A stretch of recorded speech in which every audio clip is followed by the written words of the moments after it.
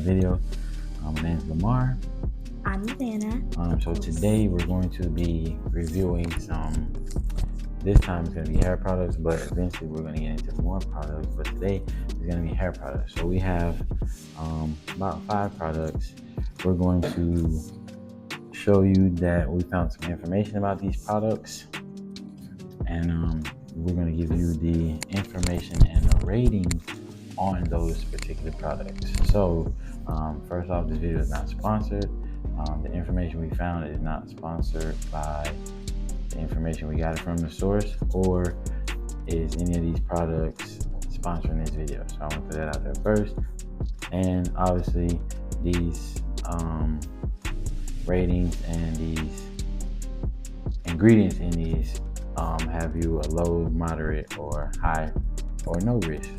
And obviously the determining factor is going to be you, whether you want to use these products or not, whether you want to find something else that's recommended, or you want to continue to use it. So with the first one we're going to use is going to be Dr. Miracle's what is it? It's a leave-in conditioner. It's a leave-in conditioner. It conditions and strengthens your hair. It is supposed to be blended with coconut oil, jojoba oil, and honey. Conditions and detangles dry and thirsty hair. We're not using that yet. We're only doing this one for right now. So is it like the honey from this, or just no, I don't know. It's just honey, I guess. So the ingredients are water, cocos mustifera oil, coconut oil, I guess, and a bunch of other stuff that's hard to pronounce. But we're going to get in the rating. So it is rated a 43 out of 100, which is poor. And the reason why they have different risks. The top risk that comes in is, I'm going to pronounce this the best way I can. If you know how to pronounce it, let me know in the comments. Phenoxyethanol is a moderate risk. It can cause serious eye damage if this product were to come in contact with your eyes, or you were to get in your eyes. If you were to put a little bit too much and it drips down or run, so you have to be careful with that as well. PEG 40 hydrogenated castor oil. It is a low risk. It is basically an irritant that should not be used on damaged skin or thin skin, I guess. I don't know. Damaged skin, if you have any kind of cuts or bruises in your scalp that you might not know of, you should kind of be careful with that. The next one is polyquaternium 37. That is a low risk. It's a silicone substitute for silicone-free products, and obviously you kind of know what that means. A lot of products try to stay away from silicone, and kind of like if you're trying to have something with no sugar, you might use a sugar substitute. So this would be a silicone substitute. And the only thing about it is it may have an allergic aspect. So if you're not knowing that you could be allergic to this product, it could have you break out or something worse, depending on how bad your body reacts to it allergically. You know what I'm saying? So like I said, it's a low risk. It doesn't mean that it's harmful. It just has a low risk, and it's just a warning for you if you want to stay away from these kind of products or something kind of similar to silicone. The next one is PPG1 Trisith 6, low risk. It's basically the same as the PEG 40. Also, another keynote was you shouldn't use this on children that's younger than 3. So you can't use it on 2-year-olds? Exactly. So you shouldn't want to use these on kids because they have a line of kids products, other products, and probably Dr. Miracles too. But there are kids products that are made specifically for kids. So that's kind of why they don't want you using these type of products on younger children. The next one I'm guessing is CI 19140. It's a low risk. It's just basically a allergic dye that's kind of allergenic. Yellow dye? Yeah, so I use this stuff on my hair. This is bad. It's not bad. It just has a poor rating, and that that ingredient right there is a low risk. And then they also have 21 other risk-free ingredients. So out of those, 1, 2, 3, 4, 5, 4 of them are low risk, 1 is moderate, and then the other 21 ingredients are risk-free. So you shouldn't have to worry about the other 21 ingredients. So also this source gives us, based on this product being poor, a recommendation.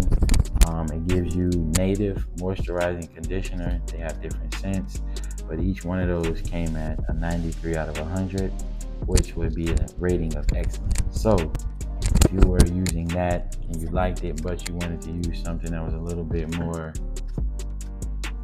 better rating, they recommend native moisturizing. Now, unless it says hazardous, these ingredients you might not worry about. Like I said, it's a moderate and low risk. So the determination factor would be you, based on how you feel about the product and how you feel about those risk factors. Like always, everything has a risk factor. Can I take a point risk, something everything. out about this Dr. Miracle? There was actually a lot of oil. Like right here, it says oil, Jojoba, I already said that. But oil, those, honey, olive oil. There's like 3 different types of oils in there. yeah. That's a lot. Our next product is going to be the She Moisture Frizz-Free Curl Mousse Coconut Hibiscus. Now this one came at a 72 out of 100, which gives it a rating of good. Some of the key ingredients are, well, the ones that come up that are not risk-free. You got, bear with me, cocamide dropropyl betaine. That's a low risk. It's basically a substitute for sulfate. So it's basically a sulfate substitute. So a lot of products try to stay sulfate free, and it basically is a substitute for that, like your sugar substitute if you want to stay away from sugar. Also is a potential allergen, which can cause allergics or allergies if you're allergic to it, which you might not know until you come in contact with it. The next one is quaternium 7, low risk. It's another silicone substitute, also a potential allergen. Next one is going to be alcohol, low risk, or another word for alcohol is ethanol. Repeated exposure can cause dryness and skin irritation. Obviously, if you put alcohol on your skin too much, it irritates it and break out. It's also a photosynthesizer, which can cause reactions when exposed to light, etc. Examples are rashes or skin irritations. And sunscreen products containing alcohol should be avoided. And this product also has 13 other risk-free ingredients. It doesn't really recommend anything else because it's basically good. So you could There's also find something similar to that. There's also sodium and potassium. Potassium, yep. The next one is going to be the Camille Rose Honey Hydrate. It comes in at a 45, which is poor. The risks are, phenoxyethanol. It's a moderate risk. Repeated exposure could lead to developmental toxicity and have effects on the blood, liver, and fertility. That is a moderate risk. Now, if you don't think that's risky enough for you, you can continue to use that product, or you can transition to something else. The next one is a low risk. It's a fragrance or perfume, just to give it a little scent. Some ingredients used in perfumes or fragrance can cause allergies or irritations in sensitive skinned individuals. So once again, if you don't have sensitive skin, you might not think it's a risk. Limonene is also a low risk. It's also another fragrance substitute that can be grouped with the components under the term fragrance. And then this also has 19 other risk-free ingredients. A recommendation they recommend you using if you want to move away from this product is Native Strengthening Hair Mask. It comes in at a 93 out of 100, which is an excellent score. Our next product is going to be this Salon Pro Carrot Oil. it has with jojoba oil. This comes in at a 0 of 100, which is bad. The main thing that makes this a 0 is it has one hazardous ingredient, and it's a propylparaben, which is parabens. Is believed to be an endocrine disruptor, may have effects on fertility and the development of unborn children. It can be an irritant to skin, eyes, and your respiratory system. Another moderate risk is petrolatum, which is basically a type of petroleum, a mineral oil, Vaseline. These can contain MOAHs and MOSHs, which are prohibited in foods and can act as genotoxic carcinogens that promote the development of cancers and damage DNA. They can accumulate in the body, lymph nodes, and liver, causing inflammatory reactions where the effects aren't known yet. So they should be avoided in lip balms and lipsticks because they have a risk of ingestion. And the main concern for that is once they're ingested, they can never fully be eliminated. So you can ingest these into your body and they will be in your body forever, or as long as you live. Paraffinum liquidum is a moderate risk. It's a mineral oil, and it's pretty much the same as what I just repeated for the petrolatum. Lanolin is a low risk. It's a compound derived from animal wool. It's supposed to be soothing and moisturizing for the skin, hair, and nails, and it's also allergenic, which can cause allergies in certain individuals depending on if they're allergic to it or not, obviously. It is the potential to cause inflammatory reactions in the skin for people who have sensitive skin, dry skin, atopic, or eczema. Another low risk is benzoyl alcohol. It's fragrance allergens and it's a fragrance substitute. The next couple ones are the same. Benzoate is low risk. It's a fragrance allergen and it's the same as the benzoyl alcohol. Limonene is the same. It's a low risk. It's a fragrance allergen and it's the same as the ingredient before it. And linalool is low risk. It's a fragrance allergen and it's the same as the ingredient before it. And they also have 9 other risk-free ingredients. And what they recommend you to use if you want to step away from this product or change that up is black castor oil hair food. It's 100 out of 100. Excellent. Can I point something out about this one? So this one, it says avoid contact with eyes. If contact occurs, rinse through. Keep out of reach of children. Yep. So you don't need to hit it. Nah. But our last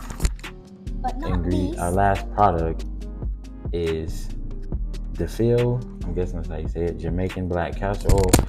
It's a little bit better than a 0, but it's a 10. And the reason why, the main thing that keeps it a 10 is a hazardous ingredient, BHT. It's a compound used in cosmetics. Be careful in case that's open. It's a compound used in cosmetics as an antioxidant function. It has shown the potential in disrupting your endocrine, and its effects are particularly on the thyroid functions. It may have effects on your hormones and may affect infertility and the development of your infertility hormones. Reports of toxicity to the liver, kidneys, lungs, and blood in rats. I guess when they tested it on rats, this is what it came to have toxic levels of in these areas, and also has allergen irritations. Another low risk fragrance is a fragrance allergen.